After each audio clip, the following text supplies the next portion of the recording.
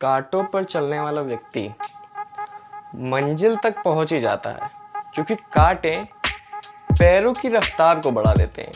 कांटों पर चलने वाला व्यक्ति मंजिल तक पहुंच ही जाता है क्योंकि कांटे पैरों की रफ्तार बढ़ा देते हैं। इसी के साथ एक बार फिर से आप लोगों का स्वागत है ए पे। तो आज हम लाइट के जो पहला लेक्चर था उसको हम कंटिन्यू करेंगे। ये लाइट का लेक्चर नंबर 2 लाए हैं।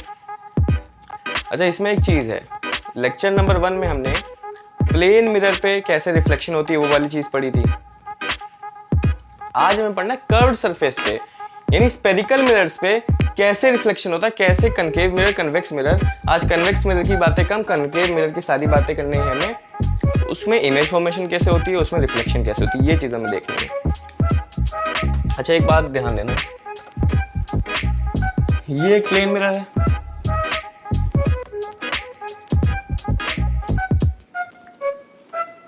मान लो ऐसी आ रही है लाइट तो ऐसे रिफ्लेक्ट हो जाती थी,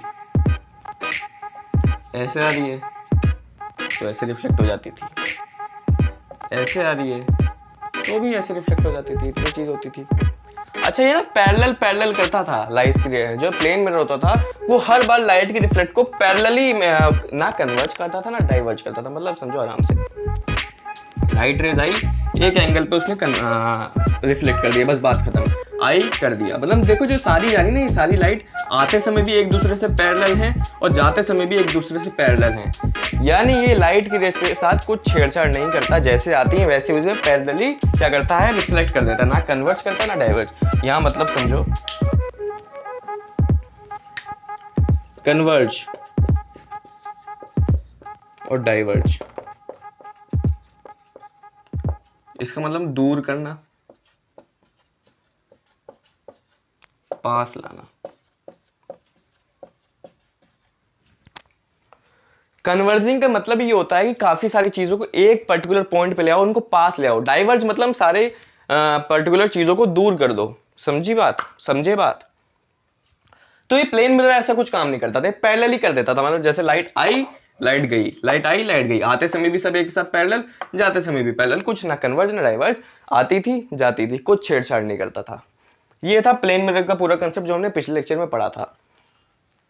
आज हमें पढ़ना है कन्वर्जिंग मिरर्स यानी कनकेव मिरर्स, और डाइवर्जिंग मिरर हम अगले लेक्चर में पढ़ेंगे जो है कन्वेक्स मिरर्स। तो मतलब आज चैप्टर की असल में शुरुआत हो रही है, क्योंकि ये सारी चीज़ें कहीं ना कहीं आपने अपने पिछले लेक्चर्स में पढ़ी थी, image formation by plane mirror.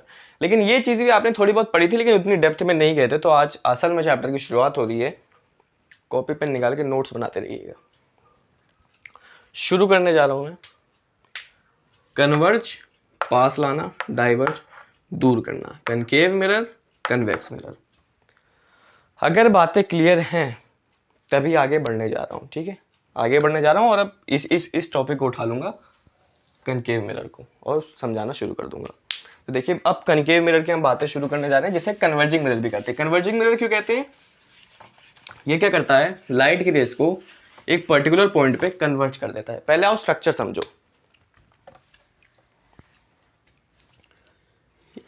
ऐसे कुछ होता है कनकेव मिरर और ऐसे कुछ होता है कन्वेक्स मिरर। चम्मच देखा है घर में? चम्मच में ऐसे वाला पार्ट होता है, एक चम्मच को देखो, और एक इसको उल्टा करोगे तो एक बाहर, मतलब एक चम्मच में जो जहाँ पे खाना रखते हैं वो अंदर की तरफ धंसा हुआ होता है और पीछे की साइड ऐसे बल्ज कर रही होती है बाहर की तरफ। ऐसा ही कुछ केस में आपको याद रखना, जो ये कनकेव मिरर है ये इसकी रिफ्लेक्टिंग सरफेस है और ये पीछे वाली इसकी पॉलिश सरफेस है, यानी रिफ्लेक्शन यहाँ से टेक प्लेस होगी। ये इसकी रिफ्लेक्टिंग सरफेस है, ये इसकी पॉलिश सरफेस है, ओके। यानी रिफ्लेक्शन ऐसे यहाँ से होगी, ये रिफ्लेक्शन यहाँ से हो रही है, ये रिफ्लेक्शन यहाँ से हो रही है। इसे कनकेव मिरर कहते हैं, इसे कहते हैं कन्वेक्स मिरर। रिफ्लेक्शन का याद रखना, डायग्राम तो याद रख लिया होगा, ये कैसे है, एक बाहर की तरफ निकला हुआ है, याद रखना। इससे आगे आगे की साइड रिफ्लेक्शन होती है, इससे पीछे की साइड। ये दोनों बहुत इंपॉर्टेंट है। ये थी कनकेव मिरर कन्वेक्स मिरर की कहानी। अब हमें आगे बढ़ना है और इसकी डिटेल में बात करनी है। एक और बात यहाँ समझना जरूरी है कि ये सारे मिरर किसी स्पेयर के पार्ट होते हैं। ये देखो, इसको मैं ऐसे बढ़ा सकता हूँ, एक गोला बना सकता हूँ स्पेयर। एक स्पेयर का मैंने एक छोटा सा टुकड़ा ले लिया, कनकेव मिरर। यहाँ जगह नहीं है, लेकिन ये भी ऐसे स्पेयर ऐसे बन जाएगा, और ये वाला पार्ट ले लिया, कन्वेक्स मिरर। क्लियर है बातें? बेसिक क्लियर होना बहुत जरूरी है, तभी आगे बढ़ने में मजा आएगा। आगे बढ़ते हैं, चलो। अब कनकेव मिरर उठाऊंगा, फिर उसके सारे पॉइंट्स बताऊंगा, फिर उसमें इमेज फॉर्मेशन कैसे होती है आज वो भी बताऊंगा। कन्वेक्स मिरर अगले लेक्चर में उठाऊंगा, और अगले लेक्चर में कन्वेक्स मिरर के साथ साथ थोड़े बहुत इससे क्वेश्चंस भी।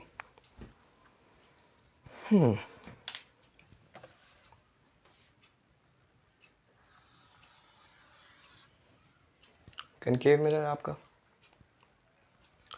ये इसकी पॉलिशिंग सरफेस है और आगे उसकी रिफ्लेक्टिंग सरफेस है।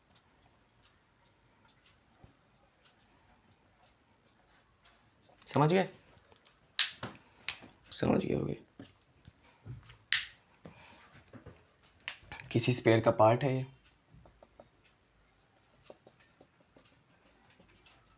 ये भी समझ गए होगे। स्पेयर के पास एक सेंटर होता है, ये पूरा स्पेयर है, इसका कुछ सेंटर होगा। इस सेंटर को कहते हैं सेंटर ऑफ कर्वेचर।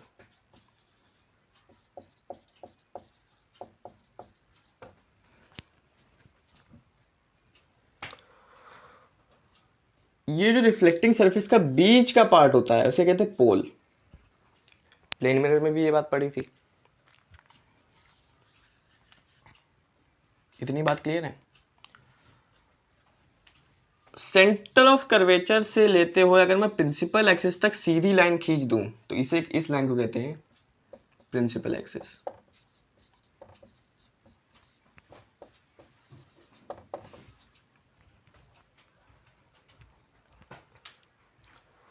धीरे धीरे बता रहा हूं, बहुत इंपॉर्टेंट चीजें हैं, छूटने एक भी चीज नहीं चाहिए। ये इसकी रिफ्लेक्टिंग, आगे वाली ध्यान रखना, आगे वाली होती है रिफ्लेक्टिंग सरफेस, वहीं से रिफ्लेक्शन टेक प्लेस करती है। रूल्स भी पढ़ेंगे अभी। प्रिंसिपल एक्सिस हो गई, सेंटर ऑफ कर्वेचर हो गया। ये जो सेंटर ऑफ कर्वेचर से लेके पोल तक की डिस्टेंस होती है उसे कहते हैं आर, और ये आर होता है रेडियस ऑफ कर्वेचर। सिंपल है, जो स्पेयर का रेडियस है वही रेडियस ऑफ कर्वेचर, जो सेंटर है वो सेंटर ऑफ कर्वेचर है।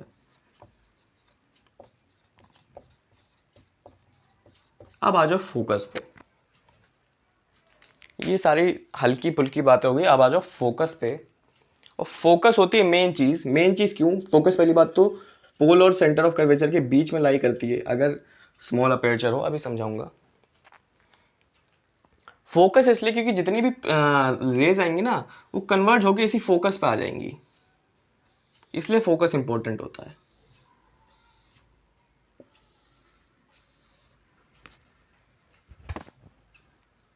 इट इज अ फोकस, बताया ना, कन्वर्ज कर देगा रिफ्लेक्शन के बाद सारी रेज को एक पॉइंट पे कन्वर्ज कर देगा, उस पॉइंट को कहते हैं फोकस।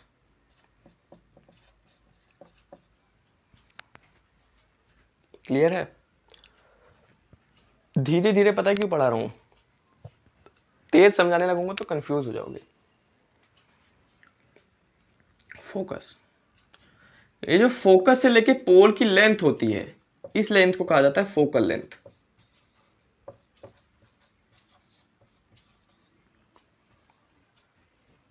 अब सारी बातें खत्म हो गई, एक बार फिर से रिवाइज कर देता हूं। बीच में सेंटर ऑफ कर्वेचर, इस पेयर का जो सेंटर है, इस पेयर की जो रेडियस है वही रेडियस ऑफ कर्वेचर है। सेंटर ऑफ कर्वेचर से लेके पोल तक जो सीधी लाइन हम काटेंगे उसे प्रिंसिपल एक्सिस कहा जाता है। फोकस प्रिंसिपल और सेंटर ऑफ कर्वेचर के बीच में लाई करता है। फोकस से लेके पोल की लेंथ होती है फोकल लेंथ, और जो ये सारी रेज आएंगी उन्हें कनकेव मिरर क्या करता है, कन्वर्ज कर देता है। कन्वर्ज किस पॉइंट पे करता है? फोकस पे करता है। इतनी बातें थी, जो बेसिक बातें थी, दीज आर बेसिक्स। या प्रीवियस क्लास में भी पढ़ गए, आई होप पढ़ गए होंगे। समझ में आई बातें? तो अगर इतनी बातें क्लियर हैं तो मेरे ख्याल से आगे बढ़ना चाहिए रूल्स पे। दीज आर द बेसिक जो आप प्रीवियस क्लास में पढ़ के आए, मैंने लिखा ऊपर basics. Centre of curvature, radius of curvature, principal axis, length, focal length, focus, ये सारी बातें। एक इंपॉर्टेंट बात है जो मेरे ख्याल से आपने पढ़ी होगी कि जो फोकल लेंथ होती है वो रेडियस ऑफ कर्वेचर से हाफ होती है। Very important. जो फोकल लेंथ होती है वो रेडियस ऑफ कर्वेचर की हाफ होती है। मतलब अगर ये चीज रेडियस ऑफ कर्वेचर क्या, सेंटर ऑफ कर्वेचर से लेके पोल की लेंथ वो अगर 20 है तो फोकस से लेके पोल की लेंथ 10 हो जाएगी, हाफ। इसका मतलब है जो फोकस है वो बीच में पड़ता है, सेंटर ऑफ कर्वेचर और पोल के बीच में पड़ता है। मतलब अगर पोल से सेंटर ऑफ कर्वेचर की लेंथ 20 है तो पोल से फोकस की लेंथ 10 हो जाएगी। आई होप अब क्लियर होगा। हाफ।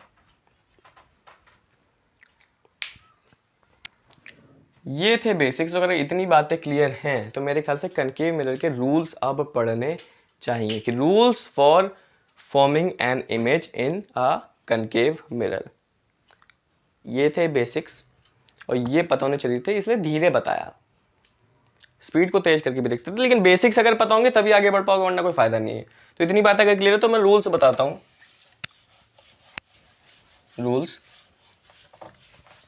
रूल्स किस चीज के? इमेज फॉर्मेशन के। भैया मिरर है, इमेज बनाएगा कि नहीं बनाएगा? वर्चुअल इमेज बनाता है मिरर, पिछले लेक्चर में समझाया था। तो मिरर भाई इमेज तो बनाएगा ही। तो कुछ रूल्स लिखो। रूल्स पहला, आ जाओ चलो। पहला रूल, मान लो ये कनकेव मिरर है, मान लो ये प्रिंसिपल एक्सिस है, मान लो सेंटर ऑफ कर्वेचर, मान लो पोल। अगर कोई इंसिडेंट रे ऐसे आएगी, पैरेलल आएगी प्रिंसिपल एक्सिस से, तो वो रे फोकस से होते हुए जाएगी। फिर से बोलो, अगर कोई रे प्रिंसिपल एक्सिस से पैरेलल आएगी, देखो पैरेलल है, तो वो रिफ्लेक्शन के बाद फोकस से होते हुए जाएगी। सेकंड रूल,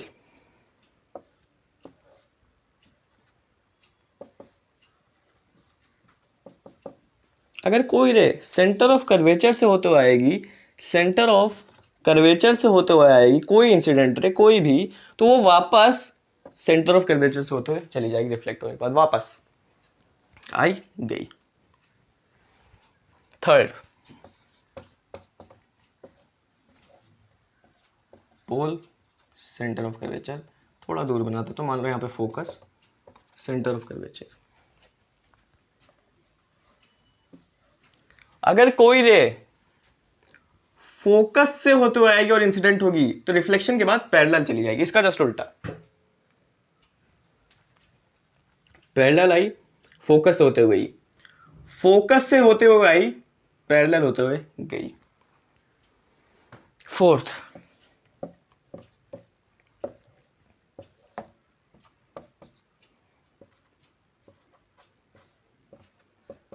अगर कोई एंगल बनाते हुए आएगी और पोल पे आएगी, अगर कोई एंगल बनाते हुए पोल पे आएगी तो कुछ एंगल बनाते हुए पोल से जाएगी, इसे कहते हैं एंगल ऑफ इंसिडेंस, इसे कहते हैं एंगल ऑफ रिफ्लेक्शन। जी हाँ, यहाँ पे भी angle of reflection, incidence equal होता है एंगल ऑफ रिफ्लेक्शन से। ये वही है, कोई एंगल बनाते हुए आई पोल पे तो कोई एंगल बनाते हुए जाएगी, रिफ्लेक्ट हो जाएगी और एंगल सेम होगा। और फिफ्थ भी वही है कि मतलब अगर एंगल बनाने के बजाय सीधे आ गई तो नो रिफ्लेक्शन। पढ़ा था ना, ये प्लेन मिरर के केस में पढ़ा था कि पोल पे सीधे आगे तो angle of incidence angle of reflection zero हो जाता है, कोई एंगल नहीं होता। वही यहाँ पे भी होता है। इतनी बात अगर क्लियर है तो 6 केसेस पढ़ने की बारी आ चुकी है image formation bye concave mirror rules पढ़ने के बाद। चलो मैं पढ़ाता हूँ सीधे सीधे। 6 केसेस होते हैं, आप सभी को पता है। धीरे धीरे 6 केसेस में आपको समझा दूंगा। इमेज फॉर्मेशन के ऊपर है, ऑब्जेक्ट डिफरेंट प्लेस पे होगा, डिफरेंट जगह पे इमेज बनेगी। आप सभी जानते हैं सारी चीजें, मेरा काम है आपको समझाना। और यहाँ जो रे डायग्राम बनाऊंगा ना, उनको आप अभी तो चाहे रफ में बना लो, लेकिन एक बार जरूर स्केल और पेंसिल से प्रैक्टिस करना, तभी आप जान पाओगे कि कहाँ असल में इमेज बनती है।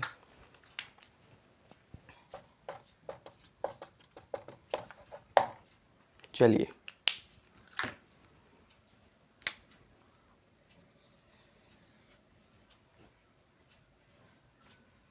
आप भी मेरे साथ साथ डायग्राम बनाएं, साथ साथ सारी लेबलिंग करें।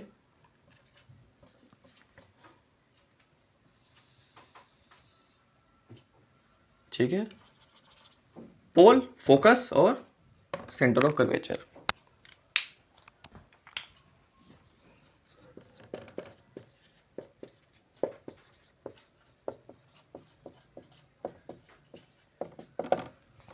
पहला case, object between P and F।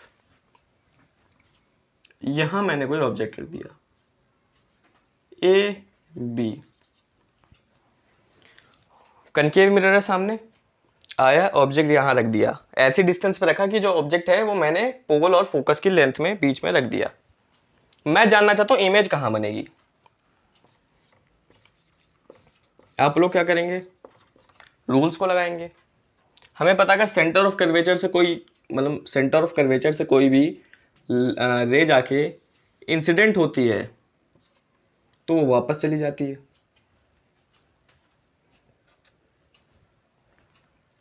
Parallel जाती है तो फोकस से होते हुए चली जाती है।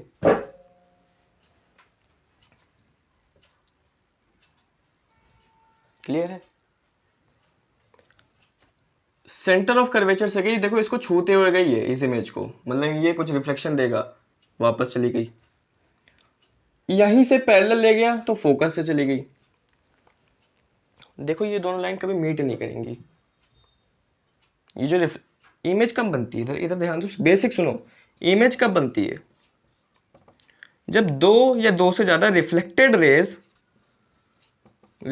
रेज मीट करें किसी भी पॉइंट पे, उस पॉइंट पे इमेज बन जाती है।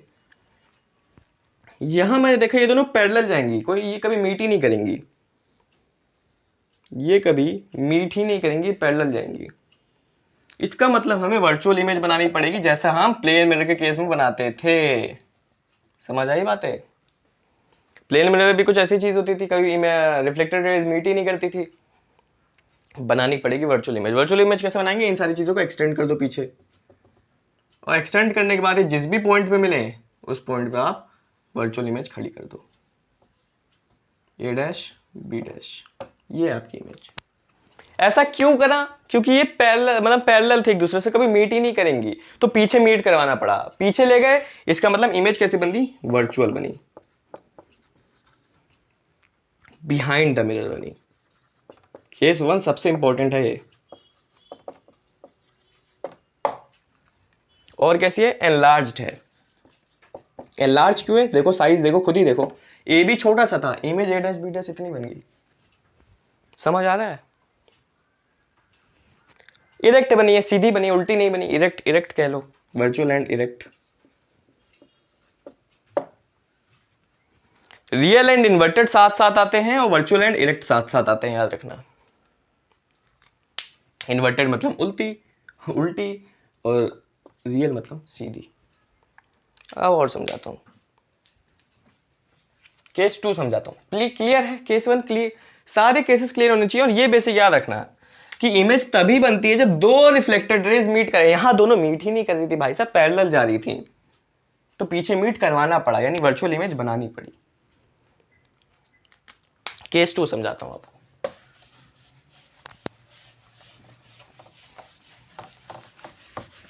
केस मैं 2 आपको समझाता हूं। चलिए case 2।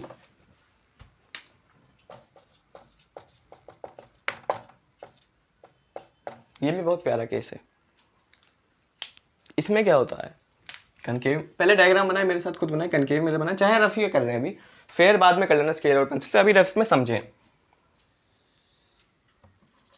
Pole, focus, centre of curvature.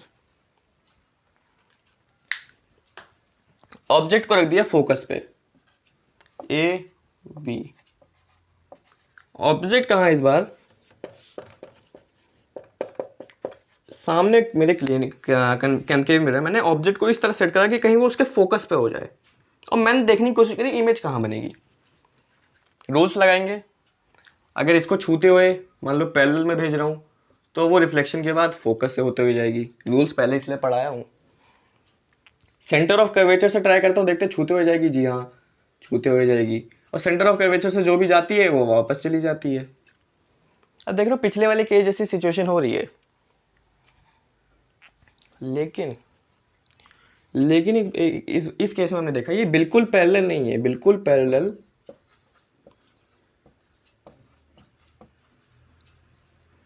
नहीं है। मतलब ये कभी ना कभी मिलेंगे जरूर दो रिफ्लेक्टेड रेज। हमने जब देखा तो बिल्कुल पैरेलल नहीं आ रहे थे, उस वाले केस में बिल्कुल आपस में पैरेलल थे, तो हमने बोला कभी नहीं मिलेंगे। ये देखा हम पैरेलल बिल्कुल नहीं आ रहे हैं, धीरे धीरे पास आ रहे हैं, इसका मतलब कभी ना कभी मिलेंगे, लेकिन बहुत बाद में जाके बोलेंगे मिलेंगे। इसलिए हमने कह दिया जो इमेज बनेगी वो बनेगी इन्फिनिटी पे। किस पे? इन्फिनिटी पे, बहुत दूर बनेगी, नहीं पता कहाँ बनेगी, लेकिन बनेगी जरूर, मिलेंगे जरूर, बिल्कुल पैरेलल नहीं है। फोकस पे जब रखा होता है इमेज एट इन्फिनिटी, रियल बनेगी। मिरर के इस साइड बनती है जो भी इमेज, वो मिरर रियल होती है, याद रखना। और जो इस साइड बनती है वर्चुअल होती है। तो इस साइड कहीं बन रही है मिरर, कनकेव में एक ही वर्चुअल होता है जो पहला केस पढ़ा चुका हूँ, बाकी सारी देखना यहीं ना कहीं मिल जाएंगी। रियल इन्वर्टेड, इन्वर्टेड क्यों? जो प्रिंसिपल एक्सिस से ऊपर बनती हैं उन्हें कहते हैं इरेक्ट, जो प्रिंसिपल एक्सिस से नीचे बनती हैं उन्हें कहते हैं इन्वर्टेड। और एक बात और याद रखना कि जो वर्चुअल वाले में एक ही केस ऐसा, तो पहला जो वर्चुअल और इरेक्ट बनती थी, बाकी सारी बनेंगी रियल और हमेशा प्रिंसिपल एक्सिस से नीचे मिलेंगी। तो रियल एंड इन्वर्टेड हमेशा साथ साथ आते हैं। हाईली इनलार्ज्ड, बहुत बहुत बड़ी इमेज बनेगी, इसके साइज से अकॉर्डिंग बहुत बड़ी इमेज बन जाएगी। समझ में आ रहे हैं? मज़े आ रहे हैं ये सब करने में? जब फेयर करोगे तो और मज़ा आएगा देखने में। केस नंबर 2, केस 2 क्लियर है, तो केस 3 पढ़ते हैं।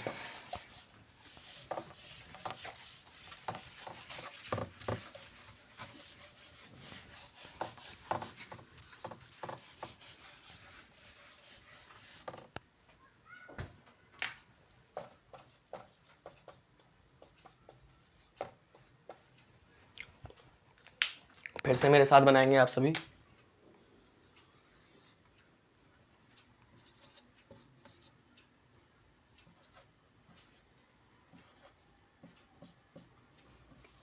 इसको थोड़ा दूर बना लो, यहाँ फोकस बना देता हूँ।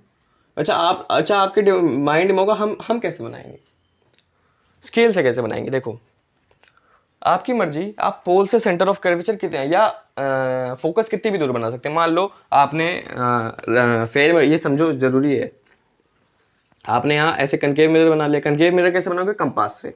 कंपास लोगे, यहाँ मान लो कंपास से जो नीडल है वो यहाँ रखोगे और वहाँ से एक आर्क खींच दोगे, वो आर्क क्या होगी? आपकी कनकेव मिरर होगी। और जहाँ नीडल रखी थी उसी को आप सेंटर ऑफ कर्वेचर कहोगे।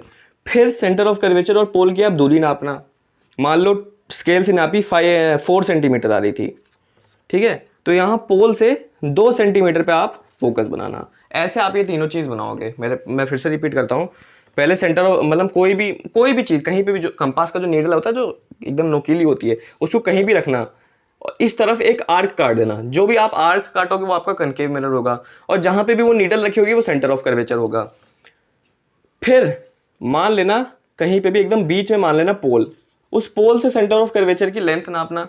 अगर मान लो 4 सेंटीमीटर आई, तो इसी पोल से फिर 2 सेंटीमीटर नापना, क्योंकि फोकस हाफ पे होता है, 4/2 होता है, तो इस पोल से 2 सेंटीमीटर नापना और उस 2 सेंटीमीटर पे आप क्या बनाना? क्या बनाना? फोकस बनाना। समझ में आ गया फेयर में कैसे बनाएंगे? उसके बाद तो सिंपल रूल्स होते हैं कि अच्छे से स्केल से एकदम बनाओ, आप हर रूल को बनाओ जैसे स्केल से। ये मैं ऐसे रफ बना रहा हूँ, ये आप स्केल से बनाना, एकदम परफेक्ट आएगा। आई होप समझ में आ गया होगा। इस बार मैंने ऑब्जेक्ट को सेंटर ऑफ कर्वेचर और फोकस के बीच में मान लिया। ऑब्जेक्ट कहाँ है अब? Between C and F। अब मुझे देखना इमेज कहाँ बनेगी।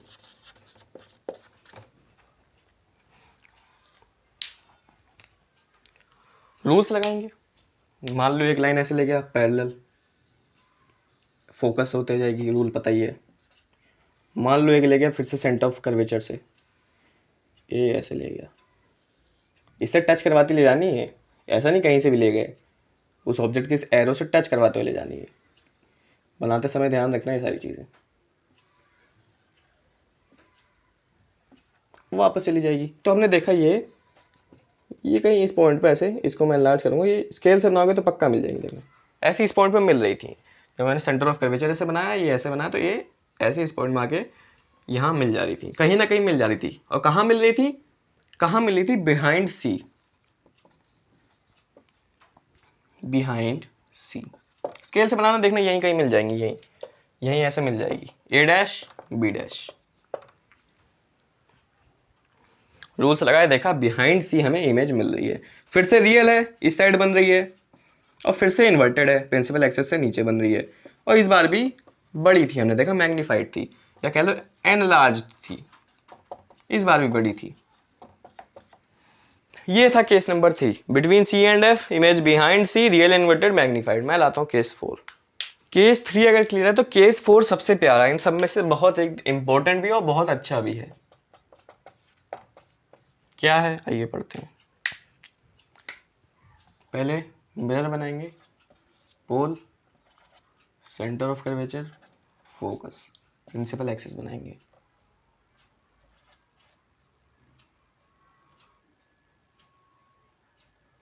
ठीक है, पोल। अब क्या करेंगे, अब मैंने जो ऑब्जेक्ट है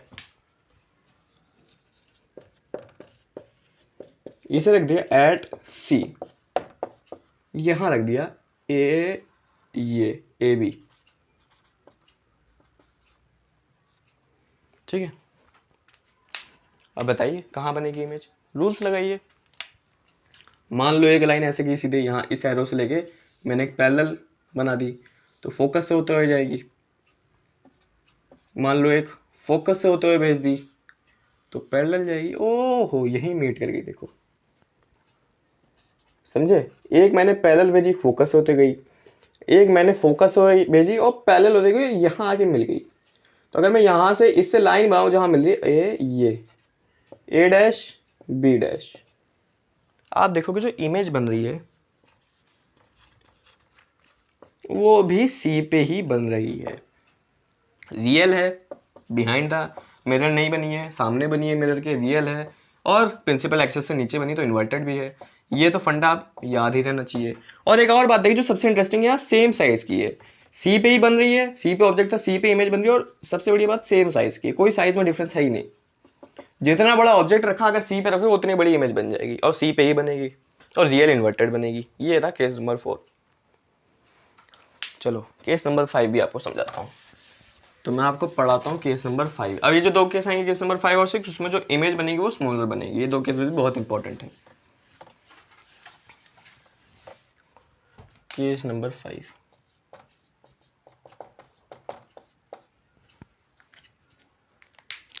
चलिए, ये है पोल, ये है सेंटर ऑफ कर्वेचर, और ये है फोकस, और ये है हमारी प्रिंसिपल एक्सिस। अब मैंने जो ऑब्जेक्ट रखा, वो रखा बिहाइंड सी, यहां मैंने ए बी रख दिया। ऑब्जेक्ट कहाँ है, देखो हर पोजीशन पे चेक कर रहे हैं, कभी यहां रखा, कभी यहां रखा, कभी इस पे ही रख दिया, कभी इसके पीछे रख दिया, समझ रहे हो।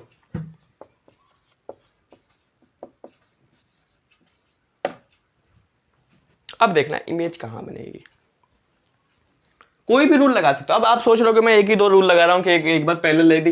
देखो इसमें मेन बात ये रखनी है कि एक तो वो इस एरो से छू के जाना चाहिए कोई भी रूल। अब यहाँ पे सेंटर ऑफ कर्वेचर वाला मैं ऐसे बना सकता हूँ, देखो इस एरो से छूते हुए एक लाइन गई सेंटर ऑफ कर्वेचर से, या तो मैं पैरेलल वाला बना सकता हूँ ऐसे पैरेलल गई, या तो मैं फोकस वाला बना सकता हूँ ऐसे। यहीं से शुरू करना है, कोई भी रूल लगा दो, उसकी टेंशन नहीं, कोई भी दो रूल लगाओगे बन जाएगी, कहीं उसी जगह इमेज बनेगी। जैसे मान लो मैं यहाँ से सेंटर ऑफ कर्वेचर वाला लगाऊं, यहाँ से गई सेंटर ऑफ कर्वेचर से और वापस आ गई, या इधर ऐसे एरो बना दूं और इधर वापस आने का एरो बना दूं। ये तो क्लियर है ये वाला रूल। मान लो एक गई ऐसे पैरेलल और एक फोकस से होते हुए आ गई, देखो यहाँ है, यहाँ इंटरसेक्ट कर दी। कोई भी रूल लगा सकते हो, बस इस एरो से शुरू होना चाहिए और रूल अच्छे से फॉलो करना स्केल से बढ़िया से। अब मैंने देखा, जो मैंने क्या बोला था, जब रिफ्लेक्टेड रेज इंटरसेक्ट करेंगी, या मैंने बोला था वर्ड यूज करा था मीट करेंगी, मीट ही तो कर रही है, इस पॉइंट पे मीट कर रही है, दोनों इंटरसेक्ट कर रही है, मीट कर रही है, वहां पे बन जाती है इमेज। यानी अब जो इमेज है वो यहाँ बन गई। अब क्या करना होता है इमेज से, अगर ऊपर इमेज बन रही है तो इस डंडी से ऐसे ऊपर लगा दो, अगर यहाँ है तो ये यहाँ से ये इमेज बन गई, बी डैश ए डैश। आओ इमेज के बारे में लिख देते हैं चीजें। इमेज कहाँ बनी है, between C and F. Image कैसी बनी है, रियल बनी है, देख लो इधर इधर साइड बनी है, और रियल के साथ हमेशा इन्वर्टेड होता है, हमेशा नीचे बनती है, याद रखना। क्या तो देख भी सकते हो इन्वर्टेड है, प्रिंसिपल एक्सेस से नीचे है। अच्छा इस बार देखा मैंने, जो इमेज थी ना वो स्मॉलर थी। स्मॉलर किससे, स्मॉलर देन द ऑब्जेक्ट, मतलब ऑब्जेक्ट देखो यहाँ पे रफ में भी दिख रहा है, ऑब्जेक्ट थोड़ा बड़ा था, इमेज थोड़ी छोटी बनी है।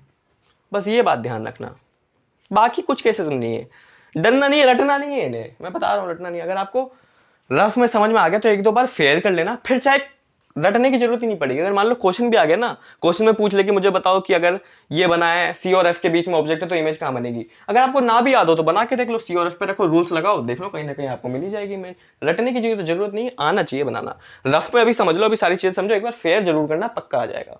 चलो केस 5 अगर क्लियर तो मैं लाता हूँ लास्ट केस, इसको मिटा देता हूँ पहले, फिर लास्ट केस भी आपको यही समझा देता हूँ। चलिए केस 5 भी क्लियर है, तो केस 6 की बारी है। केस 6 सबसे आखिरी है, सबसे बेहतरीन है, और आखिरी है तो आपको मजा ही आने लगेगा कि सारे केस खत्म हो गए, आखिरी केस बचा है। जल्दी से, अच्छा समझ में आ रही है ना बातें, क्योंकि ये खुद आपको प्रैक्टिस करना पड़ेगा। मैं आपको समझा सकता हूँ यहाँ पे कैसे केसेस बनते हैं, एक बार खुद अगर फेयर करेंगे, रफ करेंगे फिर फेयर करेंगे तो समझ में आ जाएगा। रटने की मैं फिर से बोलूँ, रटना नहीं है इसमें, खाली डायग्राम को सही से एग्जीक्यूट कर लोगे तो हो जाएगा। जैसे केस 6 कहता है, आप बनाएंगे मिरर मेरे साथ बनाएंगे रफ में, अभी रफ में काम करें, टाइम वेस्ट ना करें, बाद में खुद फेयर कर सकते हैं। फोकस नहीं, पोल, सेंटर ऑफ कर्वेचर, ये रहा फोकस, ये रही प्रिंसिपल एक्सिस। इतना काम अगर बनाने के बाद आपको क्या करना होता है, क्वेश्चन में लिखा है मैंने, लास्ट क्वेश्चन यानी लास्ट केस, ऑब्जेक्ट क्या है, एट इन्फिनिटी। इस बार मैंने ऑब्जेक्ट को ही बहुत दूर रख दिया, मतलब यहाँ करके मैंने तो कहीं दूर रख दिया, ऑब्जेक्ट को इन्फिनिटी पे रख दिया। यहाँ मैं बना भी नहीं सकता, इन्फिनिटी पे क्या बनाऊंगा, मान लिया कहीं, मान लो ये ऑब्जेक्ट रखा है। अच्छा एक और बात थी, आपने देखा होगा मैं हमेशा एरो से इमेज लेता हूँ, एरो से रिफ्लेक्टेड रेज। एक बात सुनो, रिफ्लेक्टेड रेज हजारों लाखों करोड़ों होती है, आप यहाँ से भी रिफ्लेक्टेड रेज ला सकते हो, यहाँ से भी ला सकते हो, यहाँ से भी ला सकते हो, मेरी बात समझ रहे हो। हर पॉइंट से, हर ऑब्जेक्ट के पॉइंट से रिफ्लेक्टेड इंसिडेंट रेज आ सकती हैं, तो जरूरी नहीं है यहीं से लेना ही, समझ रहे हो, ऑब्जेक्ट के टॉप से ही आती है इंसिडेंट रे, हर पॉइंट पे ऑब्जेक्ट के आप इंसिडेंट रे डाल सकते हो। लेकिन मैस हो जाएगा तो हम सिर्फ 2 ही इंसिडेंट रेज लेते हैं, ताकि आराम से उनको मीट करवा सके और इमेज बहुत ही प्यार से आराम से बना सके। कंसेप्ट हमेशा क्लियर रखना, रटना मत कोई भी चीज। तो मैं भी इस बार 2 लेता हूं, देखते हैं एक बार एक। अच्छा इसमें एक नया केस आया जिससे आराम से बन जाती है। एक केस मैंने लिया, देखो ऐसे लिया, एक में लाया पैरेलल, गई फोकस से होते हुए, एक में लाया कुछ इस प्रकार की पोल पे इंसिडेंट पे, और आपको पता ही है उसी पे रिफ्लेक्टेड रे बनाते हुए जाती है, तो ऐसे की। यहाँ रफ में बना रहा हूँ इसलिए शायद सही से बन नहीं है, लेकिन ये जो इंटरसेक्शन होता है ना वो इस फोकस के पास होता है।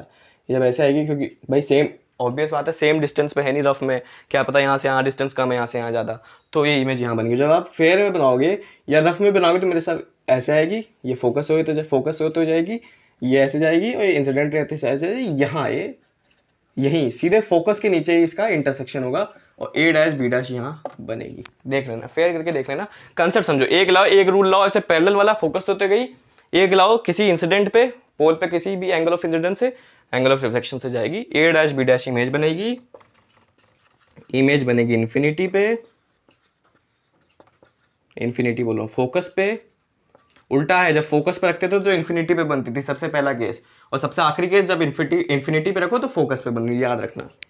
एट फोकस स्मॉलर बन रही है, साइज में स्मॉल, हमने देखा बहुत स्मॉल बन रही थी साइज में, ये बहुत स्मॉल थी, हाईली डिमिनिश्ड कहते हैं, डाइमिनिश्ड डिमिनिश्ड, बहुत स्मॉलर, हाईली स्मॉलर। और रियल तो थी ही भैया, रियल के साथ इन्वर्टेड तो होती है, दिख भी रहा है। फिर से समझाता हूँ, रियल मतलब यहाँ बन रही है, वर्चुअल बनेगी यहाँ, जैसे पहले केस में यहाँ बन रही थी तो वर्चुअल, और वर्चुअल के साथ इरेक्ट बनती है हमेशा प्रिंसिपल एक्सेस से ऊपर। रियल में क्या है, इमेज से नीचे बनती है, प्रिंसिपल एक्सेस से नीचे, तो रियल एंड इन्वर्टेड। यहीं पे 6 केस खत्म होते हैं। मैंने एक लिस्ट यहाँ डाल दी होगी समरी के लिए, जिसमें समराइज करके लिखा हुआ ताकि आपको आसानी हो पढ़ने में। वैसे एनसीईआरटी बुक में भी ये लिखा ही हुआ है। और एक और चीज़ मैं दे रहा हूँ यहाँ पे, यूजेस दे रहा हूँ। कनकेव मिरर की यूज, जो थ्योरी का पार्ट अगर आप याद कर लें तो कोई दिक्कत होनी नहीं चाहिए, याद कर सकते हैं कि शेविंग मिरर में यूज़ होता है, डेंटिस्ट यूज़ करते हैं टीथ को देखने की, क्योंकि पास लाओगे तो बड़ी दिखने लगती है इमेज, तो डेंटिस्ट लोग यूज़ करते हैं। शेविंग में अपना मुंह बड़ा दिखता है कनकेव मिरर से, तो उसमें काम आता है। ये सारे कुछ यूजेस हैं, याद करें तो आपको कोई दिक्कत होगी नहीं। अच्छा, अब क्या बचा है, अब कन्वेक्स मिरर बचा है जो हमें करना है नेक्स्ट लेक्चर में। और साथ में यार ये थ्योरी है, इससे बहुत ही ब्रिलियंट क्वेश्चंस बनते हैं।